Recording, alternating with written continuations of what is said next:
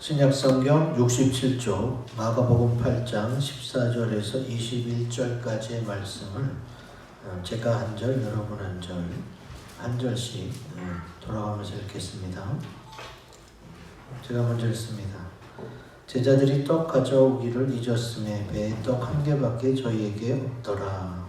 예수께서 경고하여 이르시되 삼가 바리새인들의 노릇과 헤롯의 노릇을 주의하라 하시니 제자들이 서로 의논하기를 이는 우리에게 떡이 없음이로다 하거늘 예수께서 아시고 이르시되 너희가 어찌 떡이 없음으로 수군거리느냐 아직도 알지 못하며 깨닫지 못하느냐 너희 마음이 분하냐 너희가 눈이 있어도 보지 못하며 귀가 있어도 듣지 못하느냐 또 기억지 못하느냐 내가 떡 5개를 5,000명에게 떼어줄 때에 조각 몇 바구니를 거두었더냐 이르되 12이니이다. 또 7개를 4,000명에게 떼어줄 때에 조각 몇 공주리를 거두었더냐 어느새 7이니이다. 이르시되 아직도 깨닫지 못하느냐 하시니라. 아멘. 요거는 개역 한글 성경이 복사가 됐네요. 여러분 성경하고 개역 개정 성경하고 조금 다를 수가 있는데 내용은 똑같습니다. 뭐 가로대가 이르대 뭐 이렇게만 다르는데 내용은 똑같으니까 상념치 마시고 기도하겠습니다. 오늘도 살아 역사하시는 주님, 저희를 사랑하여 주시사 귀한 말씀 듣고 하나님의 은혜와 사랑을 깨닫고 믿음으로 살기를 원하옵나이다. 이 시간 주 예수 그리스도와 성령을 통하여 내 인생에 꼭 필요한 생명의 말씀을 듣게 하시고 그 말씀대로 살아 열매 맺으며 평생 행복하고 즐거운 삶이 이어지도록 주장하여 주시옵소서. 감사드렸고 말씀 가운데 역사하실 우리 주 예수 그리스도의 이름으로 간절히 기도하였습니다. 아멘. 오늘 말씀의 제목을 가지고 우리 앞 뒷사람 옆사람에게 한 번 더 인사합시다. 깨닫고 믿읍시다 라고 인사하겠습니다. 깨닫고 믿으시기 바랍니다. 우리 주님의 말씀을 깨닫고 잘 믿는 저와 여러분이 됐으면 좋겠습니다. 아멘. 깨달음이 주는 감사라는 동영상을 잠깐 보고 설교를 이어가도록 합니다.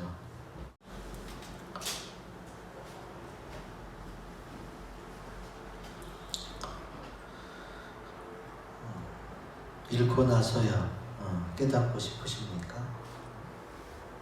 죽을 때가 다 돼서야 내가 왜 남들 눈치 보면서 남들에 맞춰 살았을까? 내 인생인데 내가 하고 싶은 대로 살아도 될 텐데 죽음이 다다라서야 그걸 느끼고 싶습니까? 지나고 나면 깨닫는 게 많습니다. 근데 현재 하고 있으면서 없었음을 생각하면 내가 좀 더 성숙해지고 또 내 인생이 더 풍요로워질 수 있는 그런 삶을 우리가 살 수 있게 됩니다. 그러니까 바로바로 그때그때 깨달으시기를 주의 이름으로 기원드립니다. 아멘. 오늘 우리가 읽은 말씀은 오병이어에 대한 기사 또 칠병이어에 대한 기사가 배경입니다.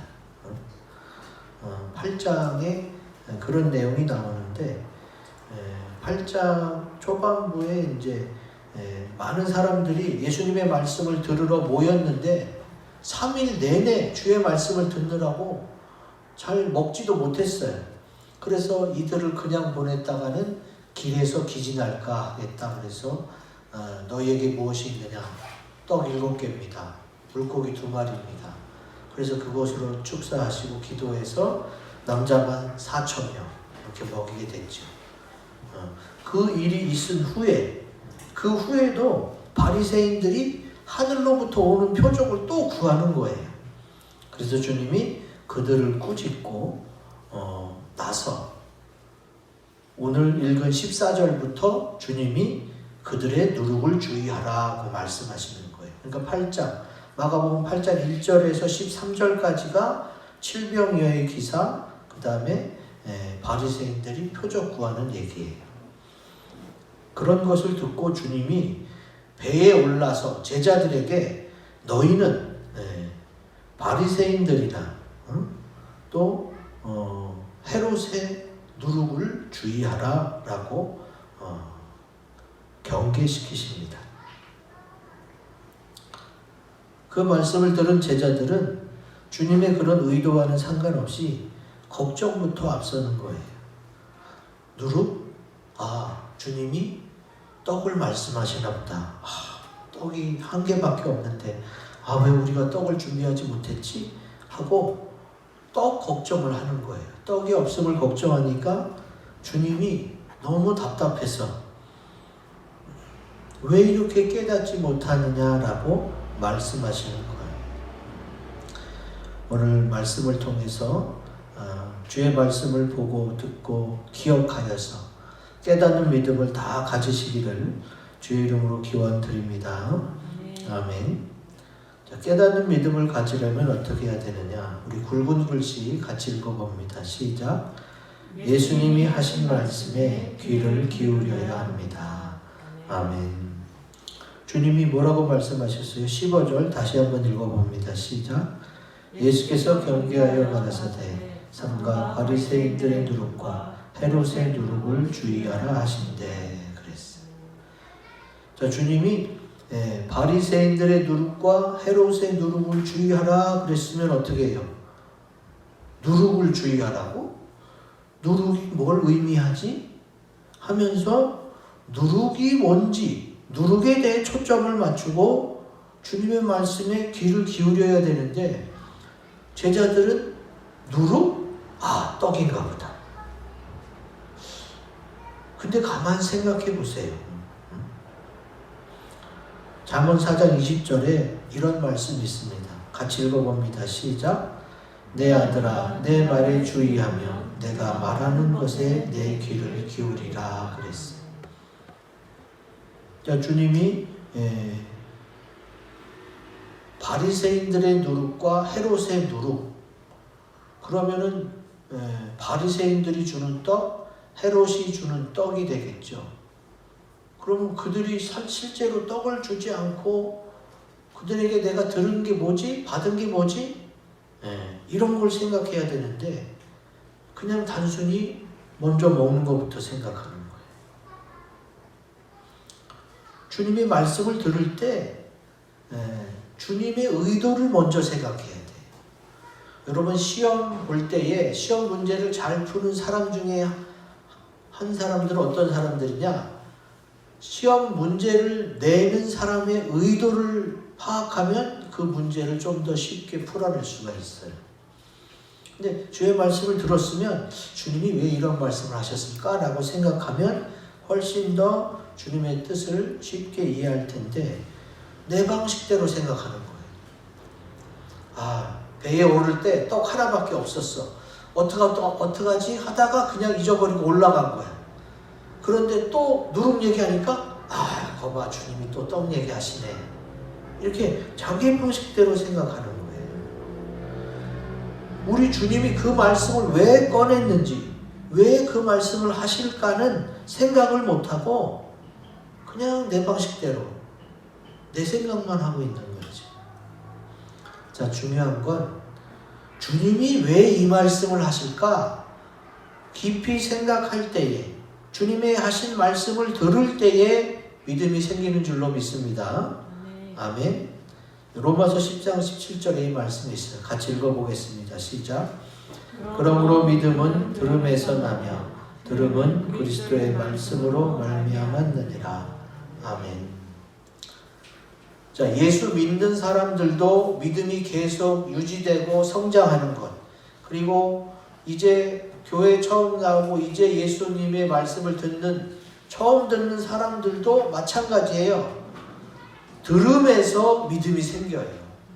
하나님의 말씀을, 설교를, 성경 공부를, 가르침을 자꾸 듣다 보면 하나님이 이런 분이시구나. 이런 걸 원하시는구나. 이렇게 하면 되는구나. 거기서 믿음이 생기는 거예요. 헌금을 많이 하거나 큰 교회 가서 웅장한 사운드에서 들을 때에 믿음이 생기는 게 아니라 말씀을 들을 때에 믿음이 생기는 줄 믿습니다. 그래서 요새같이 이렇게 예배가 축소되고 또 예배 인원이 축소되는 이런 상황에서도 말씀을 잘 들으려면 어떻게 해야 되느냐? 주일 설교 녹화 말씀을 자주 듣거나 아니면 유튜브를 통해서 자기가 궁금한 관심 있는 부분들을 찾아서 들으면 돼요. 하나님의 말씀은 그 농도의 차이는 있지만 다 우리에게 보약이 되고 우리의 믿음을 성장시키는 줄로 믿습니다. 그래서 들으면 돼요. 들으면 믿음이 자라는 줄로 믿습니다. 아멘. 믿음이 자랄수록 또 더 깊이 깨닫게 돼요. 어느 정도 들으면 믿음 만렙을 찍고 최상의 믿음을 가지고 그 다음에 더 이상 올라갈 곳이 없는 그런 믿음은 없어요. 믿음은 어디까지? 그리스도의 장성한 분량이 충만한 데까지 이룰 수 있어요. 그럼 이 땅에서는 거의 불가능해요. 예수 그리스도처럼 내가 십자가에 피 흘려 돌아가실 수 있는 그 정도 믿음이 되냐 이거지요. 그 정도 믿음이 되지 않는 이상 어떻게 해요? 내가 믿음 만렙이다 라고 말할 수가 없는 거지.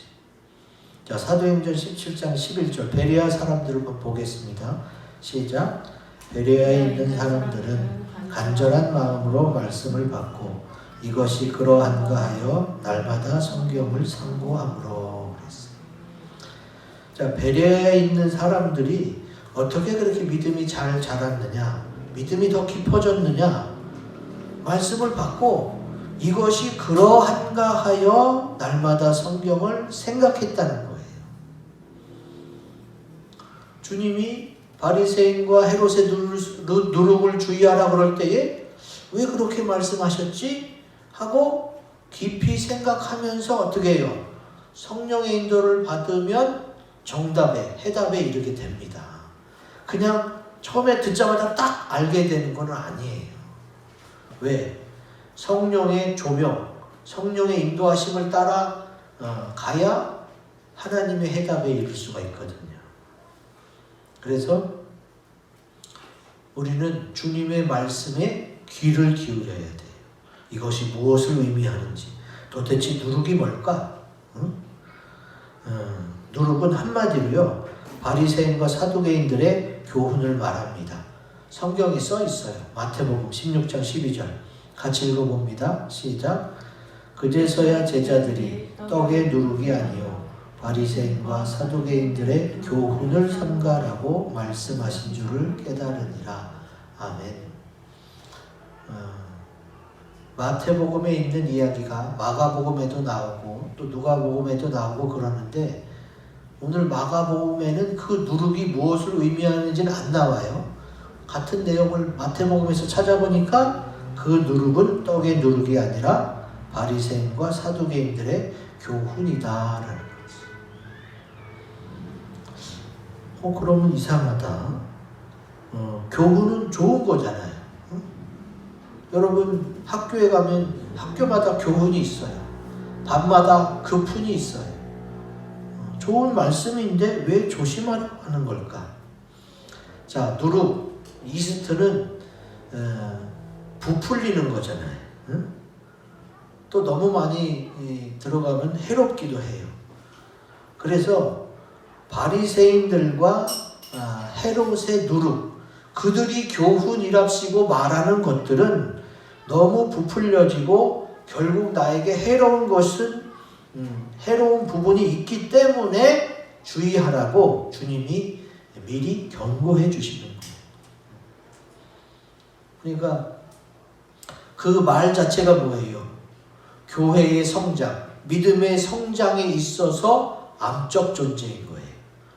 분명히 교훈은 교훈이야. 그런데 그것 때문에 오히려 나중에 방해를 받게 되는 거지. 여러분 교회 처음 다니려고 할 때에 주변 사람들이 어떤 얘기를 많이 해줘요? 그래, 종교를 갖는 것도 인생 사는 데 있어서 좋은 플러스가 될 수가 있어. 그래, 다녀봐. 그리고 꼭 한마디 하죠. 교회를 다닐지라도 너무 깊이 빠지지는 마. 이렇게 얘기해요. 깊이 빠지지 않아야 될 것은 이단이에요, 이단. 이단은 가지도 말고 빠져서도 안 돼. 그러나 일반 교회는 깊이 빠지고 안 빠지고가 없어요. 그러면 일반인들이, 교회를 모르고 예수를 모르는 사람들이 깊이 빠지지는 마. 이게 어느 정도 수준일까? 응? 교회는 왔다 갔다 하지만 거기다가 네 재산을 많이 갖다 주거나 11조 하거나 네가 가서 좋은 것들만 취하고 돈 내는 것들 봉사하는 것 이런 건 하지 마. 이런 얘기예요. 그게 그러면 교훈이에요? 처음 얘기 들을 때는 나 듣기 좋으라고, 나 조심하라고 하는 얘기 같아. 근데 그게 교훈이냐고. 아니잖아요. 여러분 예수 믿어보니까 그분들의 말이 잘못된 걸 이제 알겠어. 그러니까 뭐예요? 주님이 주의하라고 한 거예요. 저분들은 아직 예수를 몰라. 하나님을 모르고 천국을 모르고 그냥 여러 종교 중에 하나에 네가 한번 경험해보는 것도 좋다. 이 정도야. 그럼 경험해보는 것도 좋다까지는 몰라도 너무 깊이 빠지지는 마. 그런데 자, 우리 기독교에서 예수님은 생명입니다. 왜 생명이에요? 내가 나의 죄악 때문에 죽어야 되는데 예수님이 대신 죽었어. 그래서 내 대신 죽은 예수님을 믿으면 내가 직접 죽지 않아도 되는 거예요. 그러니까 예수님이 생명이지. 그럼 예수님이 생명이고 예수님을 믿을 때에 나의 천국이 보장되고 이 땅에서 죽어도 내 영혼은 천국 가는 건데, 이 정도 믿으려면요 당연히 어떻게 해요? 주님 중심으로 주님 말씀하신 것을 따라 살아야 되는 거예요. 천국 갈 수 있는 사람은 주님 말씀하신 것을 따라 사는 사람이에요. 교회 왔다 갔다 한 사람이 아니라.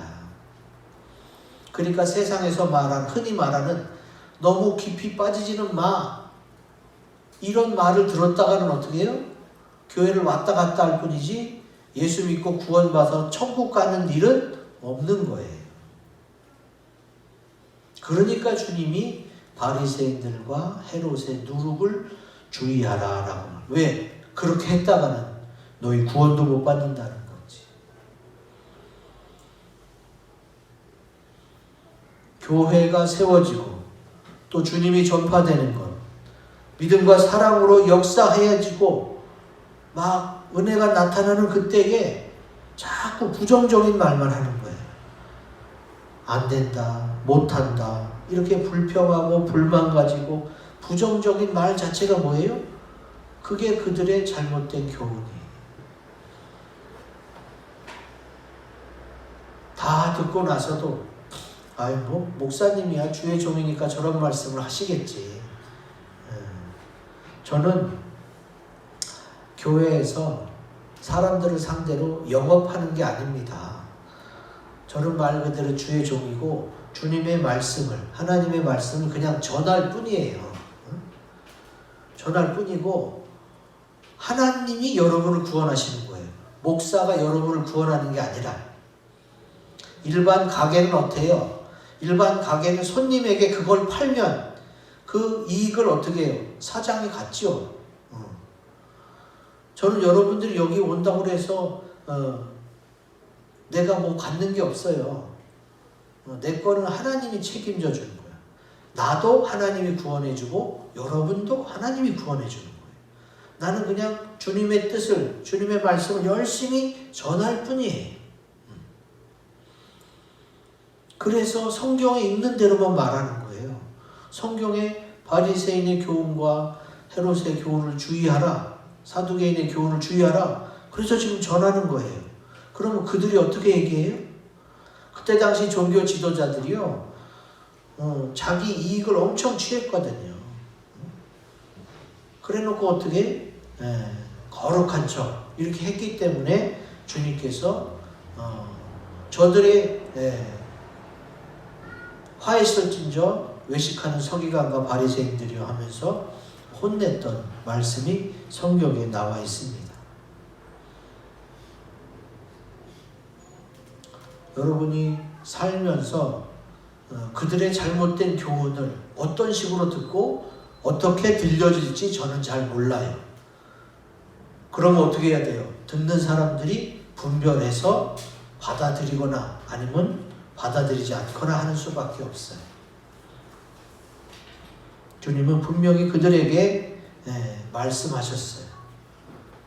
너네 표적을 구하지 말라. 그들에게는 표적을 구하지 말라고 말씀하셨고, 그들이 잘못된 교훈을 할 때에 우리가 어쩔 수 없이 듣게 되잖아요. 그렇다면 너희는 그런 교훈을 분별해서 잘 가려내어 주의하라고 말씀해 주셨어요. 그렇기 때문에 우리는 그렇게 해야 되는 거지. 인간적이고 세상적이고 잘 모르면서 교회에 대해서 예수님에 대해서 말하는 부정적인 말에 대해서 주의하시기 바랍니다. 그래야 어떻게 해요? 하나님의 말씀을 깨닫고 믿음으로 살아갈 수가 있어요. 제가 서울에 살다가 서울에서 교회하다가 안양으로 이사 가게 됐어요. 안양으로 이사 갈 때에 그때 전세 자금이 2,300이었어요. 2,300인데 안양은 굉장히 집값이 비싸더라고요. 서울이랑 비슷해. 그런데 주님이 아파트를 사라는 거예요. 아니 2,300 갖고 어떻게 아파트를 사요? 근데 대출이라는 좋은 방법이 있죠. 그래서 안양에 별로 좋은 장소도 아니야. 그런데 거기 그 아파트가 싸니까 그걸 사게 됐어. 그럴 때에 많은 사람들이 도대체 너는 그거를 왜 사니? 응? 앞으로 아파트 값이 오를 것 같지도 않고 너무 외졌고 엘리베이터도 없고 하나같이 다들 그 아파트를 왜 사냐? 나도 답답할 지경. 나도 돈도 없는데 하나님이 사라고 해서 사는 건데 대출 받아서 사는 거잖아요. 근데 어떻게든 샀어. 그런데 제가 이제 그 집에서 나올 때 어떻게 해요? 제가 그 집에서 이사할 때 잠깐 올랐어, 그 아파트가. 그래서 2배로 뛰어가지고 저는 하나도 손해 없이 2배의 이익을 남겨서 팔고, 그리고 그 자금으로 결국은 이 교회를 얻게 된 거예요. 그러니까 제가 부동산 이런 걸 전혀 모르니까 그런 거에 관심도 없었고, 그런 걸로 이익을 볼 생각도 없었고, 그런데 주님이 그런 방식으로 해서 순종하게 만들어서 교회를 시작하게 해주신 거예요. 쉽게 말하면. 저한테 그 집을 왜 사느냐고 했던 친척들이 나중에는 부러워하더라고. 어떻게 알고 샀어? 내가 뭘 알고 사요? 그냥 할애서 한 것뿐이지. 그리고 그때 이 교회 미역이 401호, 402호를 사서 개척대를 지냈기 때문에 월세를 안 내다 보니까 우리 교회가 건재할 수 있었지. 만약에 월세 150만 원 정도씩 계속 내면서 못 버텼을 거야 아마. 하나님은 벌써 몇십 년 전에 계획이 있어서 다 그렇게 하셨던 거예요. 생각해보면. 근데 현재만 바라보는 사람들, 앞일을 모르니까 어떻게 해요? 저한테만 뭐라고 하는 거지. 근데 저는 뭐 아파트가 오를 거라는 거 이런 거 몰라요. 그냥 살에서 샀을 뿐이야. 그리고 그것이 이익이 남으면서 이렇게 교회에 매매할 수 있는, 매입할 수 있는 자금이 됐던 거지.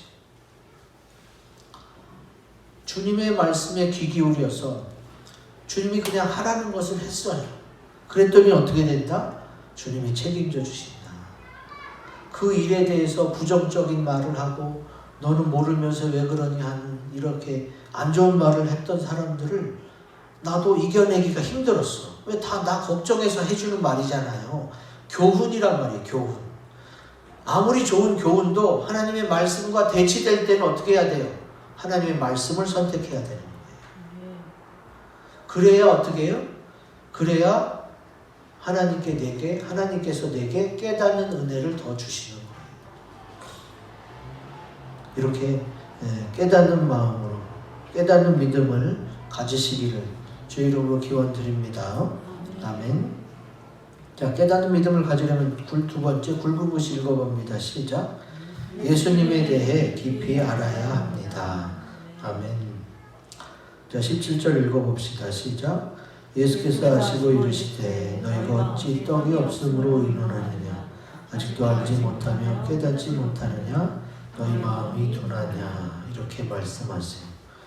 자, 예수님에 대해 깊이 생각할 때에야 더 잘 깨닫게 되는 겁니다. 자, 전지전능하신 주님이 배에 떡이 없는 것을 몰랐겠을까요? 아니면 주님이 내가 배고프니 내 먹을 것을 가져오라고 하신 적이 있었나요? 이런 적이 없어요. 주님이 모르고 했던 말이 없고 주님이 또 자기 먹기 위해서 떡을 가져오라고 한 적도 없어요. 그냥 주님은 음식을 가져오라고 할 때에는 자기 자신보다는 같이 있는 제자들과 같이 있는 사람들을 위해서 음식을 가져오라고 했을 뿐이지 본인 먹겠다고 가져오라고 하진 않았거든. 그래서 히브리서에 이런 말씀이 있어요. 히브리서 3장 1절 같이 읽어봅니다. 시작. 그러므로 함께 하늘의 부르심을 받은 거룩한 형제들아 우리가 믿는 도리의 사도이시며 대제사장이신 예수를 깊이 생각하라. 아멘. 깊이 생각해야 돼요. 예수님이 왜 그러셨을까? 뭐 때문에 그러셨을까? 하고 깊이 생각해야 돼요. 또 주님이 우리를 그렇게 사랑하고 또 우리를 그렇게 위하시는 주님이시라는 걸 안다면 우리는 떡이 없음으로 말미암아 쓸데없는 걱정을 안 해도 됐었는데 제자들은 도대체 왜 그랬을까 하는 생각이 듭니다.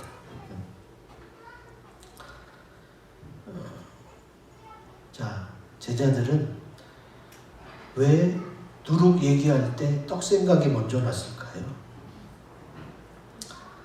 제자들의 마음속엔 떡이 주된 관심사였기 때문에 그렇습니다.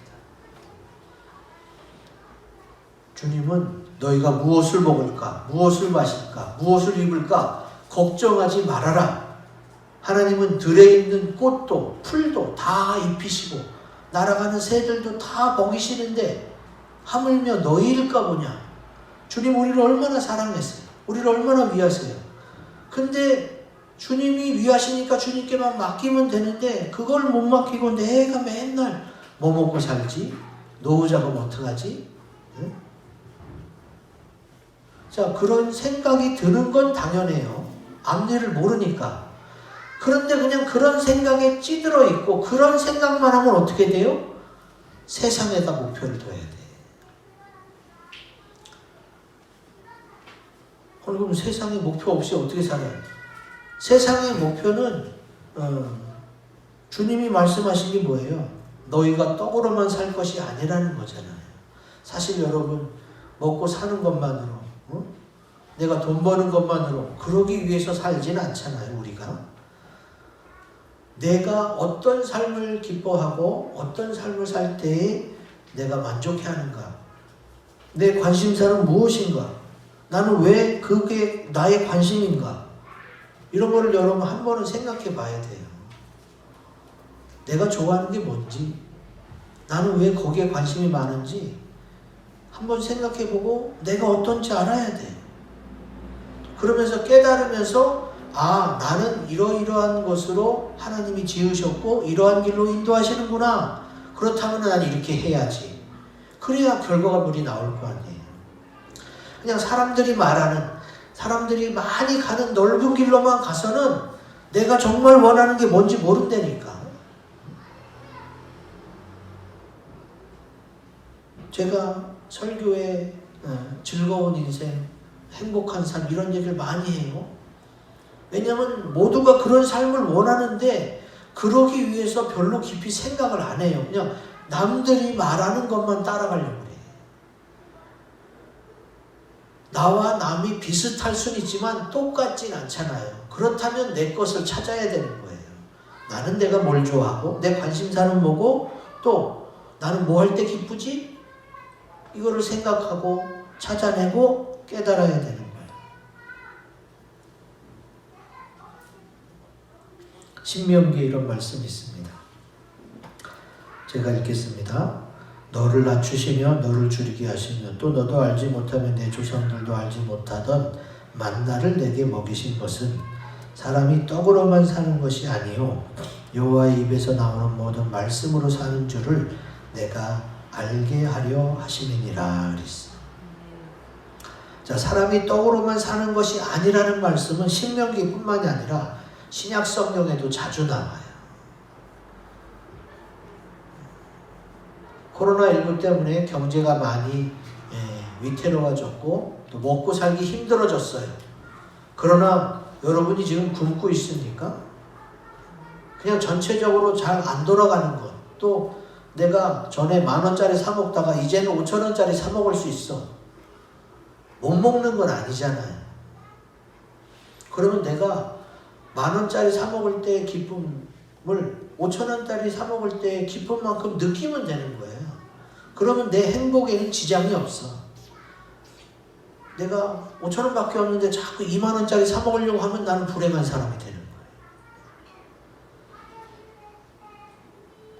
내가 행복하게 살길 원하면서 왜 자꾸 비교하려고 그러고 왜 자꾸 현재를 잊어버리고 자꾸 높은 것만 쳐다보느냐 이거지. 이 세상과 사회의 불평과 불만이 가득한 사람은 자기의 형편과 처지를 살피지 않고 자꾸 나는 원래 잘 먹어야 되는데 나는 원래 높은 길로 가야 되는데 자꾸 윗길만 바라보는 거예요.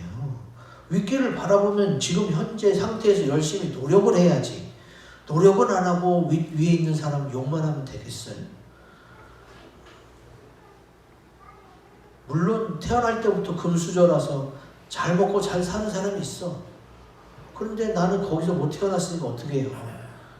지금 내 현재 상황을 받아들이는 수밖에 없잖아.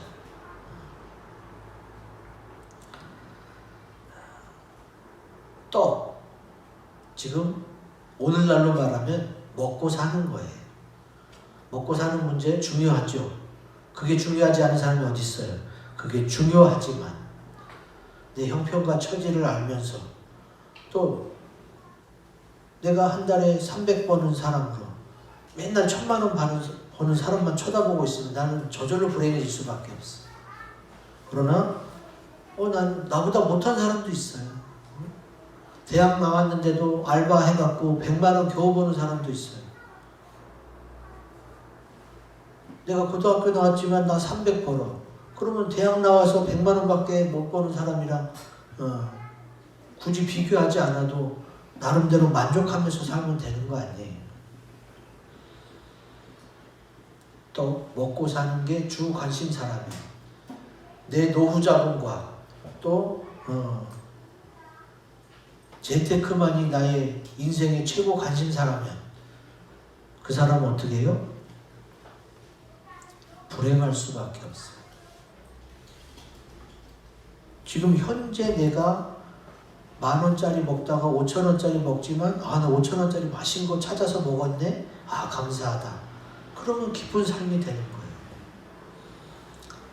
제가 지난주에 선교사님이 맛있는 칼국수집이 있다고 해서 같이 갔는데 거기 칼국수 맛있는 데는 5,000원이더라고. 그리고 리필도 막 무료로 해주고 진짜 좋더라고요. 그런 데가 있어요. 없는 것 같은데 맛집이 분명히 있고 저렴하면서도 일반 서민들에게 아주 유용한 그런 맛집이 많더라고요. 가까이에. 찾으면 다 있어요. 그러면 나는 그 집을 만나서 행복했어. 다음에 꼭 누구 데리고 여기 와야겠다. 영종도에 가면은 칼국수 10,000원짜리 있어요. 해물 칼국수 막 이렇게 많이 주는 거. 그것도 맛있는데 5,000원짜리 그 집도 5,000원인데 10,000원만큼 맛있었어. 그리고 계속 리필해주고. 그런 게 어디야? 없는 게 아니라 찾으면 있습니다. 떡으로만 사는 게 아니에요. 예수님에 대해 내가 잘 알수록 깨달음이 깊어집니다. 호세아 6.3절 같이 읽겠습니다. 시작. 그러므로 우리가 여호와를 알자. 힘써 여호와를 알자. 그의 나타나시는 새벽빛같이 어김없나니 비와 같이 땅을 적시는 늦은 비와 같이 우리에게 임하시리라 하니라. 아멘. 저 또 어떤 분은 그래 주 관심사가 먹는 거다 보니까 떡이다 보니까 제자들이 그렇게 생각할 수밖에 없어. 근데 예수님이 너무 깨달음이 없다고 자꾸 체근하시는 거 아니야? 좀 심한 거 아니야? 라고 느낄 수도 있습니다. 응? 근데 예수님의 마음을 생각해 보세요.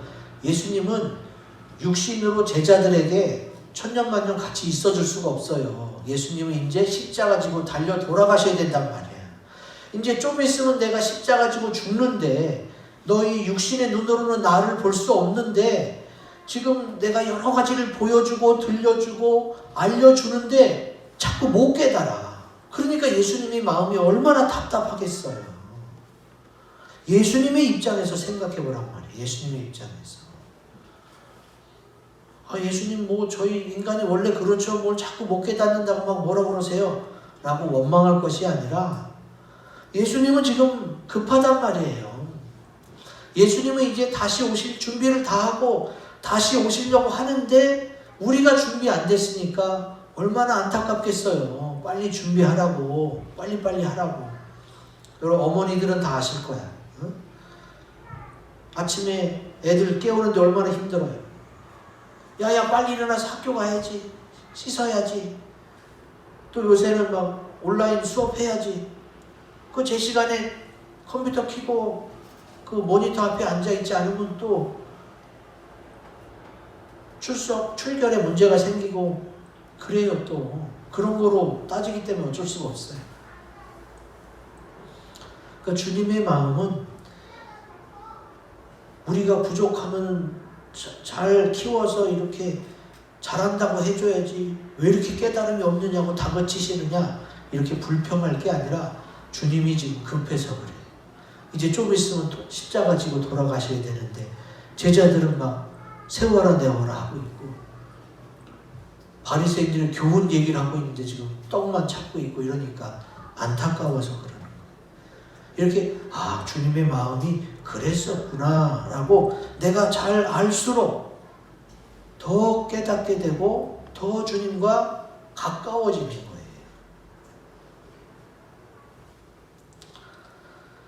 이제 이런 주님의 마음을 알았으면 내가 자주 더 주님에 대해 알려고 하고 또 믿으려고 한다면 더 큰 깨닫는 믿음이 우리에게 이루어질 줄로 믿습니다.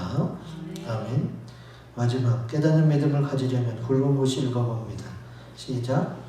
예수님에 대한 것을 보고 듣고 기억해야 합니다. 아멘. 18절에 말씀하시죠. 같이 읽습니다. 시작. 너희가 눈이 있어도 보지 못하며 귀가 있어도 듣지 못하느냐 또 기억지 못하느냐. 주님이 이렇게 말씀하시는데 예수님은요 여러 가지로 보여주고 들려주고 알려주고 가르쳐 주셨어요. 그러면 들을 때만이나 아니 우리는 그걸 기억해야 되죠. 주님이 예전에 그렇게 말씀하셨어. 그래 그 말씀이 지금 이것과랑 잘 연결이 되는구나. 이래야 깨달음이 깊어지고 주님을 더 잘 섬기게 되는 겁니다. 주님께서 어떻게 하셨어요? 예수님께 나오는 병자들은 다 고쳐줬어요. 귀신 들린 자들은 귀신을 쫓아주고 또 성전세가 없다고 그러니까 베드로에게 먼저 오르는 고기를 잡아다가 성전세를 치러라 그래서 돈 문제도 해결해 주셨어요. 그 성전세 치르는 이야기를 성경에 써놓은 이야기는 돈 문제도 하나님이 해결해 주신다는 거예요. 그러니까 주님께 맡기면 돼요. 그런데도 제자들이 깨닫지를 못하는 거예요. 왜 자꾸 깨닫지를 못할까? 분명히 떡 5개와 물고기 2마리, 떡 7개랑 물고기 2마리로 많은 사람을 먹이는 역사를 보여줬어요. 그걸 기억하고, 아, 그랬지? 그래, 주님은 능력이 많으셔. 주님이 해주실 거야. 이렇게 믿어야 되고, 또 세례 요한이나 많은 선지자들이 예수님에 대해서 말씀하셨고 증거를 들려줬어요. 그러면 또 그걸 기억해내야지. 예수님이 베드로에게도 말씀하실 때에 베드로가 기억난 이야기가 있습니다. 자, 마가복음 14장 72절 같이 읽습니다. 시작. 닭이 곧 2번째 울더라. 이에 베드로가 예수께서 자기에게 하신 말씀, 곧 닭이 2번 울기 전에 내가 3번 나를 부인하리라 하시니 기억되어 그 일을 생각하고 울었더라. 이제서야 베드로가 어떻게 했어요? 주님이 네가 닭이 2번 울기 전에 나를 3번 부인할 것이라는 말씀이 기억났어요. 기억이 안 나는 게 아니에요. 기억이 납니다. 주의 말씀은 나의 영혼의 양식이기 때문에 기억이 납니다. 그거를 내가 늘 묵상을 하면 묵상을 많이 할수록 기억이 더 잘 납니다. 그래서 자꾸 생각하는 힘을 키우라는 거예요. 베드로는 그때 주의 말씀을 기억하고 깨달았습니다. 우리는 오병이어 7병이어의 사건을 들었고 또 우리 주변에서 주님이 역사해 주신 걸 많이 봤어요. 그리고 남의 간증도 들었고 또 내게 주신 말씀도 내가 기억이 나요. 그랬다면 우리 주님의 능력을 보고 주의 말씀이 들리고 또 기억났다면 우리는 깨달은 대로 믿고 행하시기 바랍니다. 이게 깨닫는 믿음이에요. 오늘 들은 말씀을 가지고 묵상하며 다짐하는 기도를 하겠습니다.